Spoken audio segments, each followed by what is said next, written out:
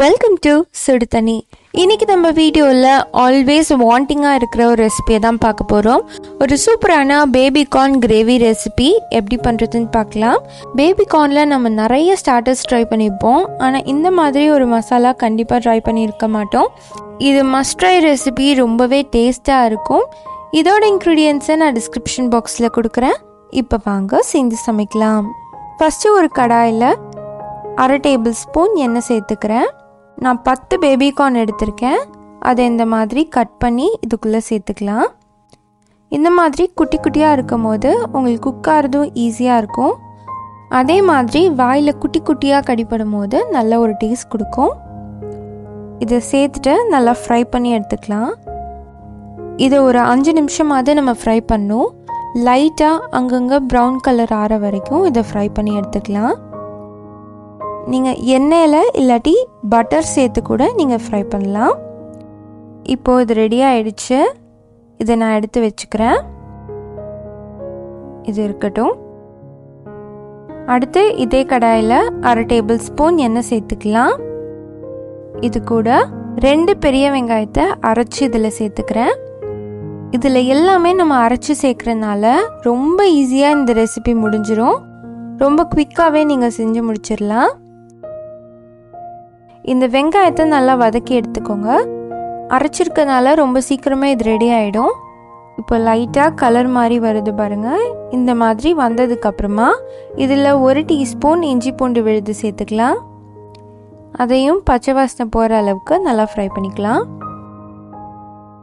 இப்போ இது கூட 2 தக்காளி சேர்த்துக்கிறேன். இதையும் நல்லா வதக்கிடுங்க. ஒரு 5 நிமிஷம் இது வதக்கினதுக்கப்புறமா இதில் மசாலா சேர்த்துடலாம்.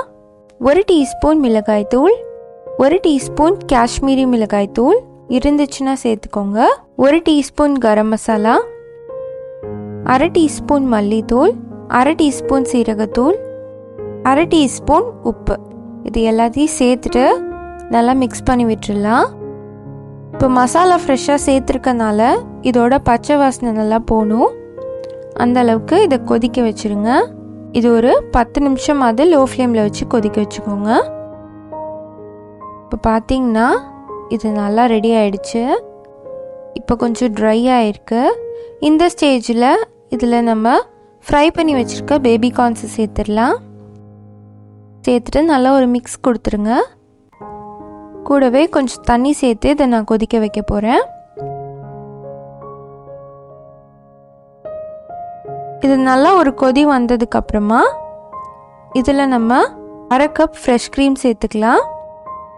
ஃப்ரெஷ் க்ரீம் இல்லைன்னா முந்திரி பருப்பை அரைச்சி கூட சேர்த்துக்கலாம். அதுவும் இல்லாத பட்சத்தில் நீங்கள் பால் சேர்த்துக்கோங்க. பால் சேர்க்கும் போது கூட கொஞ்சம் நேரம் நம்ம கொதிக்க வைக்கணும். கொஞ்சம் லேட் ஆகும். கடைசி அதில் 1/2 டீஸ்பூன் சர்க்கரை சேர்த்துக்கிறேன். சேர்த்துட்டு நல்லா மிக்ஸ் பண்ணிக்கோங்க. இது சப்பாத்தி நான் கூட ரொம்ப அட்டகாசமாக இருக்கும். இப்போ பார்த்தீங்கன்னா இது நல்லா ரெடி ஆகிடுச்சு. கடைசியாக இதில் கொஞ்சம் கொத்தமல்லி இலை தூவிக்கிறேன். நம்மளோட பேபிகார்ன் மசாலா செம்மையாக ரெடி ஆகிடுச்சு. நல்ல ஒரு யம்மியான கிரேவி இன்றைக்கி நம்ம பார்த்துருக்கோம். கண்டிப்பாக இந்த ரெசிபியை மிஸ் பண்ணாமல் ட்ரை பண்ணி பாருங்கள். ரொம்பவே டிஃப்ரெண்ட்டான அசத்தலான கிரேவி இது. இந்த ரெசிபியை நீங்கள் ட்ரை பண்ணிங்கன்னா எனக்கு கிளிக் பண்ணி இன்ஸ்டாகிராமில் அனுப்புங்க. அதோட லிங்க்கை நான் டிஸ்கிரிப்ஷன் பாக்ஸில் போட்டிருக்கேன். இந்த வீடியோ உங்களுக்கு பிடிச்சிருந்தா லைக் பண்ணுங்கள். சுடு தண்ணி சேனலை சப்ஸ்கிரைப் பண்ணுங்கள். தேங்க்யூ.